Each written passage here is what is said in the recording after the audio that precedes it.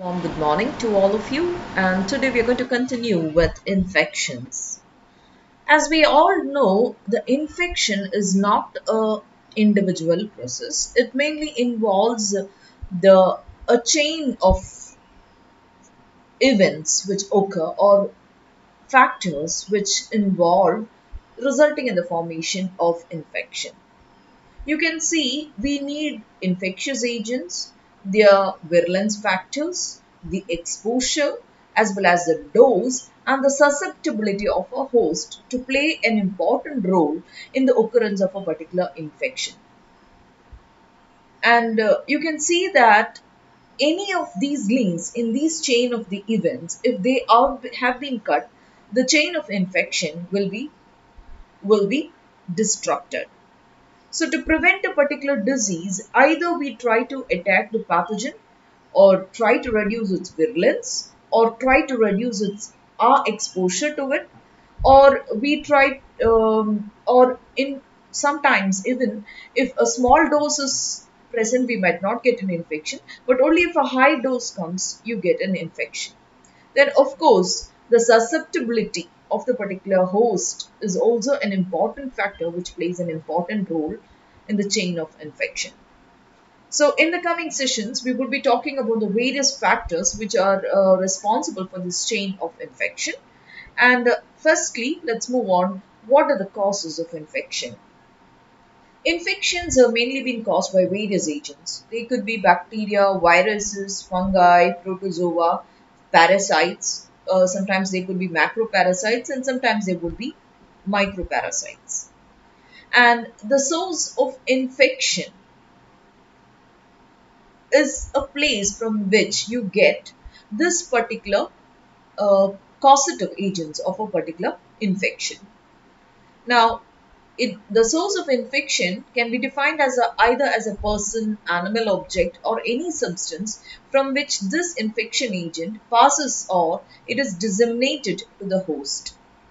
And the location from which the pathogen is immediately transmitted to the host, either directly from the environment or indirectly through an intermediate agent, is also being referred to as a source of infection. So, the region from which the causative agent is transmitted to the host, okay, the region at which this has been present and from which the agent has been transmitted to the host is referred to as a source of infection. Now, the source of infection could either be an animate object, okay, that is something living, either of a human or animal, or it can be inanimate or non-living. It could be like water, soil, or food. Sometimes you can see that a contaminated water body could be a source of infection. You can see in the history of cholera and all that. Cholera mainly can be associated, it's a waterborne disease. And within the water itself, there are certain organisms such as copypods and all that, uh, which would already carry causative agents of cholera, like Vibrio cholera, the causative agent. Okay. And so when such contaminated water happens to come into contact with a particular host, okay, the transmission of the disease could happen. Then another case is the soil. Might be a soil is being infected, and when the person comes into contact with the microbes which are present in the soil, you get infected. Finally, the inanimate object, in the inanimate source of infection, we do have food.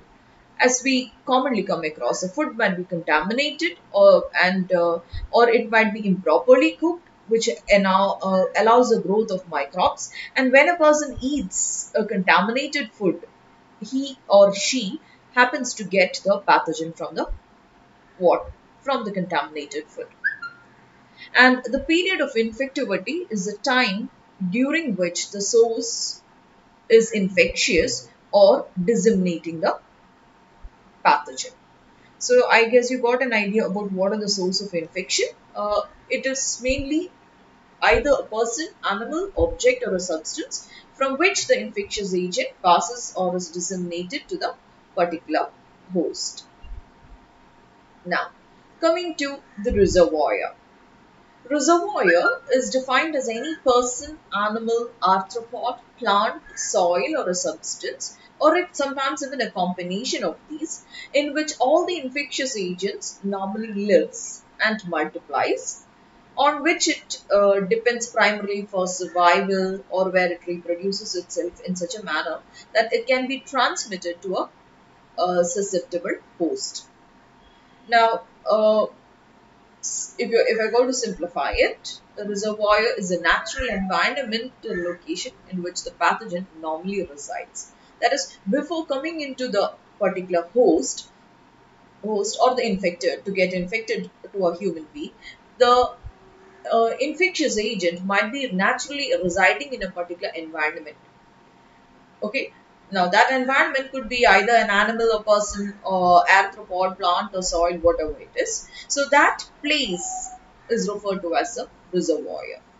Now, at this particular site, they might live and multiply, and they depend for its survival and reproduce and all that.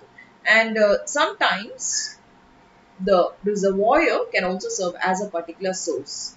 And the reservoirs, as we mentioned earlier, it can either be animate or inanimate. Now, I'll tell you some examples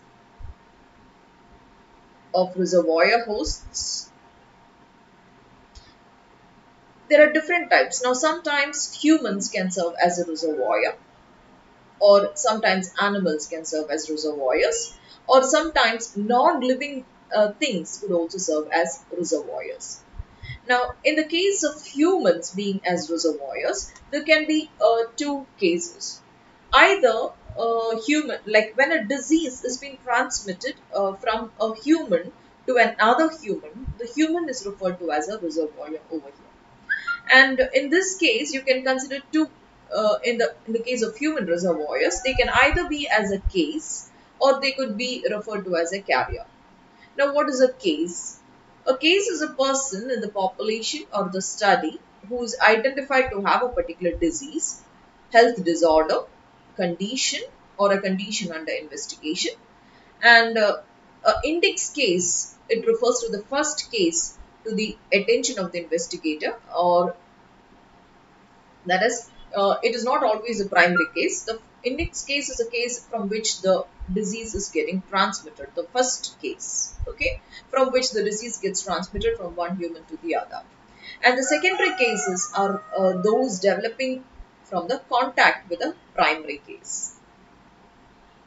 Then, a suspect case is an individual who has all the signs or symptoms of a disease or a condition and yet has not been diagnosed as having the disease or had the symptoms of the disease connected to the suspected pathogen.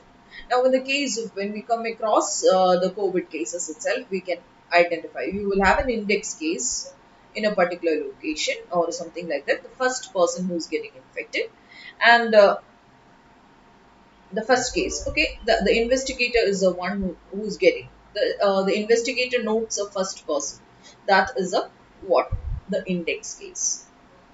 Then secondary cases, and from the index patient might be some people will get it, they are the primary cases, and from the primary cases what, some other people get it, that is called the secondary cases. And suspect case are those people, either they have all the sign of symptoms of a particular disease, but they have not been diagnosis or diagnosed to have a disease, or they might have the cause of the symptoms connected to the suspected pathogen. So this is a case in which the humans can serve as reservoirs. Now, secondly, we also can consider human reservoirs as carriers also. Now, what do you mean by a carrier? A carrier is an infected person or an animal who harbors a specific infectious agent in the absence of discernible clinical disease, and they will serve as a potential source of infection for the others. That is, some people do have the infection, but they would not show a clinical disease as such.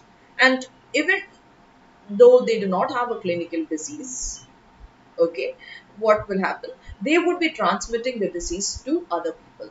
They are considered to be as carriers.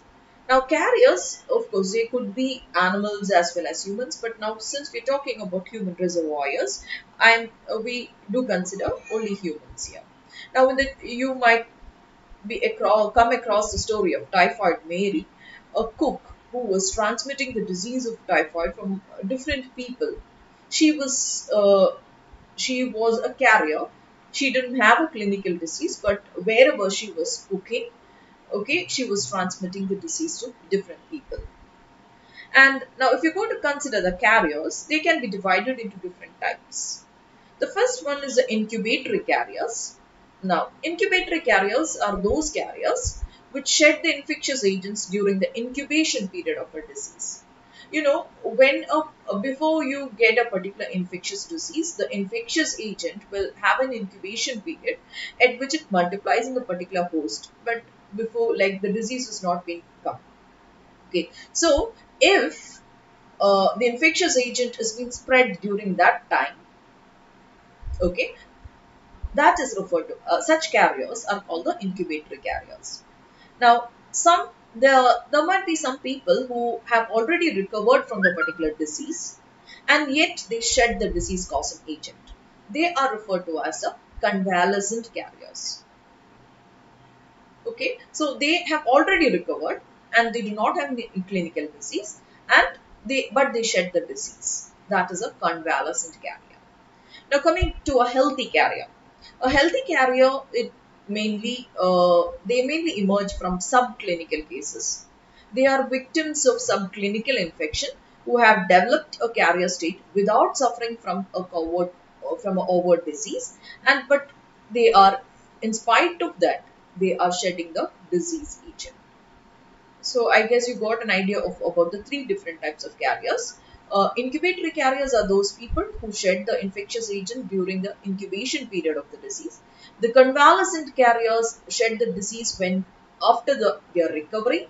And the healthy people are those carriers, or the healthy carriers. They do not have any subclinical disease or anything like that.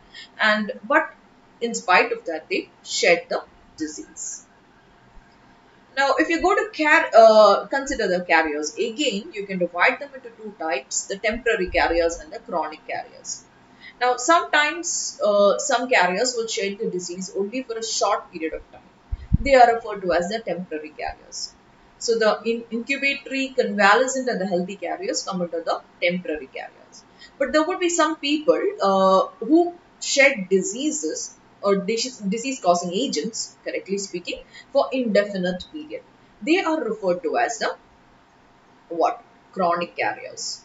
And you can see that this chronic carrier state occurs in a number of diseases like typhoid fever, hepatitis B, dysentery, cerebrospinal meningitis, malaria, gonorrhea, etc. There do exist chronic carriers when such diseases do occur. So we were talking about the human reservoirs, and the human reservoirs we came across two cases, the cases and the carriers, and the different types of carriers were also being explained. And now we come to the non-human reservoirs. The non-human reservoirs, it could be animals, okay, or anything. It could be any insects or non-human animals, or it could be also uh, anything else like insects also. Anything non-human, when it serves as a reservoir for the infectious agent, it is referred to as a what? It is referred to as a non-human reservoir. So you can also have birds, rodents, snakes. These are all unusual non-human hosts which can occur, and a wide range of diseases get transmitted to human from these non-human hosts. Of course, we all know the case of H1N1 and all, and the AIDS and all that. These are all where we have certain non-human reservoirs which are being involved in the case of diseases. And if the non-human reservoir, which we consider here, if it is an animal, such diseases are referred to as a zoonosis. So infectious diseases which are being transmitted from animals to humans are referred to as zoonosis. Zoon meaning animal and nosis meaning diseases. And thus animals could also serve as reservoirs. And you know, in the case of rabies, okay, it is from the dog that we get a rhabdovirus into a human. So that is a case of zoonosis. Now you have another thing called the non-living sources. Non-living sources like soil and inanimate matter can also serve as a source of infection, because we know the soil itself will be a home to a large number of microbes, and sometimes coming into contact with the soil, we happen to get microbes into our body. So in such cases, non-living sources could also serve as a what reservoir of infection. Now, from these reservoirs as well as the hosts, the disease gets transmitted from one person to the other.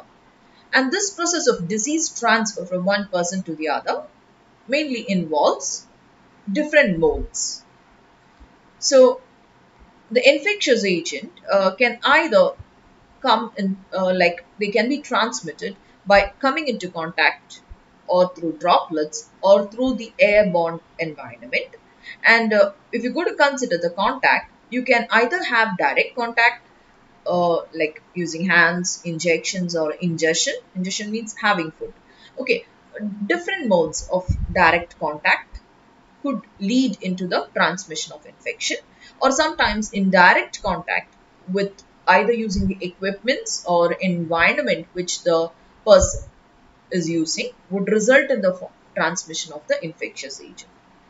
And coming to droplets, you know, the droplets or from the individual or from the host might come into the environment, okay, or directly itself the host might come into contact with the droplets, and that would result in the transmission of the infectious agent.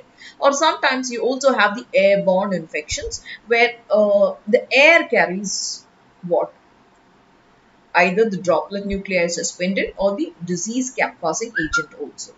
So during the infectious cycle, the host or the reservoir, sometimes humans might be the reservoir also. So the animals from the reservoir, what happens? The disease causing agent is being transmitted, and it could be by different methods, either by processes like sneezing, coughing, even while talking sometimes, or by blood transfusion, whatever it is, or sometimes when a person is defecating, or sometimes when some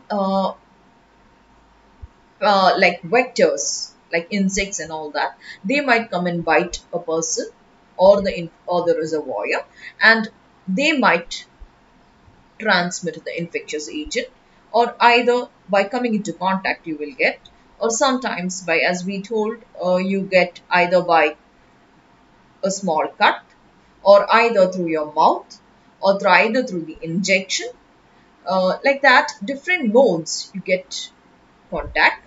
And if the person is immunity is very low, he's is considered to be as a susceptible host, and the host gets infected and the infectious agent multiplies. So these are an overall of the mode of transmission, and you can see that if any of these modes can be interrupted, we could break the chain of infection. And in the case of COVID-19, when we use hand sanitizers, we do try to kill them, because the microbes, the COVID-19 infection could be prevented when the coronavirus is being killed using the sanitizers. That is one thing. And we use a mask to prevent the entry or to prevent the transmission. So at different points, if you try to break the chain of the infection, we can prevent the transmission of the infectious disease. And as I told you, I just told you about some vectors. What are vectors? These are organisms that spread disease from one host to the another. And sometimes you can see mosquitoes, ticks, fleas, mites, and even biting flies can lead to various infectious agents, mainly because infectious diseases, mainly because they transmit the diseases. I'm not going to the details of it because we are separately learning what are different different infectious diseases, vector-borne diseases will be coming across in the coming uh, sessions. So I'm not going to the details of it.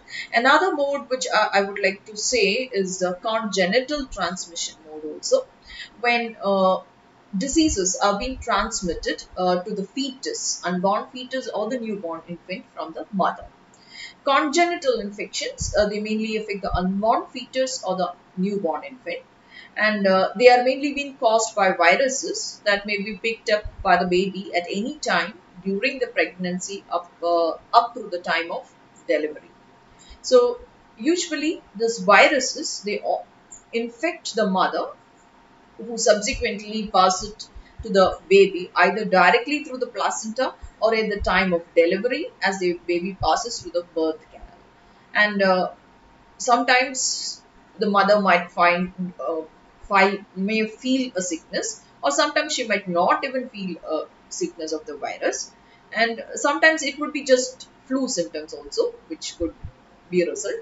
And even if sometimes you can see that even if the mother has a illness, the baby would be protected because of the immunity which she transfers also. And it depends upon the case. You cannot generalize always. And you can see that various infections like the cytomegalovirus infection, rubella, parvo, varicella, enteroviruses, these are all viruses which could be transmitted congenitally to the unborn fetus or as well as to the newborn infant. So with this we come to an end of the session. I hope so you got an idea about the sources of infection as well as the modes of transmission of infection. Thank you for now.